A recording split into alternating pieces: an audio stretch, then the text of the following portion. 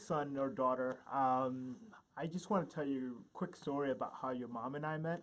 I want to do this alone without her because I know that if I tell you the story with her, it's going to interrupt me all the time and she's going to say that it's not true. But I'm going to let you know how I remember the story. So, prior to your mom and I meeting, I was in a relationship and it didn't work, but the relationship left me at a place where I was maybe a bit bitter.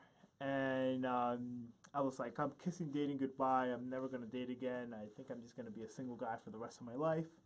I wanted to take some time and travel, and I bought a one-way ticket over to Mexico, out of all places.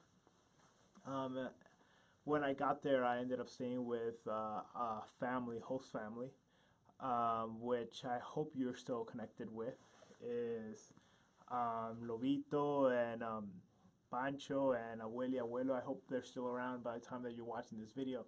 But push come to shove, they were connected somehow to a friend that was going on a medical brigade. And someone said, hey, Ramon's a physician, maybe this is a good way for you to serve while you're there. And I was like, you know what? Sure, I'll go for it. I remember the night before the brigade, I had to stay over at the clinic because it was too dangerous to go in the morning. This is Mexico, year 2012, 13, 2012. Um, so it was the longest night ever, honestly. I had to sleep on the floor, maybe not the most comfortable situation. Woke up early and then take a bus to this place called Puebla. When I got there, here's the thing, I don't believe in things like this, but I remember the exact moment where I first saw your mom. Um, and it wasn't like attraction, oh wow, I just knew at that moment something had changed. And I believe destiny does provide for you those moments where you decide if this is something that you're going to pursue or not, but something had changed. Something had happened. I said hello, she said hello. Maybe those are the only two words that were said that day. Oh, wait, that morning. Because later on in the day, I asked her what her name was because I had forgotten. And let's just say your mom was just an angry woman. Um, she was like, well, listen, if you can't remember my name, that means I'm not important. And let me just tell you, your mom's a tough gal. She's just very direct. She's a surgeon. This is just part of her character and who she is. She's softened up a lot throughout the years, but at the moment, she was just like, I don't want to deal with anything except for my career. I obviously felt very intimidated. We parted ways. I went back to where my host family was. It wasn't until the next week where I was spending time with some friends, and they were like, "Hey, we're going over to this place. It's just a place for tourists and things like that." I was like, "Yeah, sure, I'll go." On the way there, they told me that they were gonna pick your mom up, and that name rang a bell. And I'm like, "Oh man, no, not that woman. She's super angry. She hates me."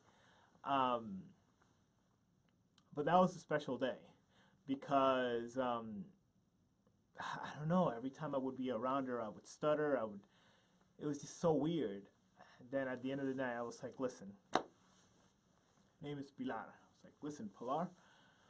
Mind it, this is the second time I seen her, and I was like, "Listen, I'm gonna be your friend. Just don't fall in love with me."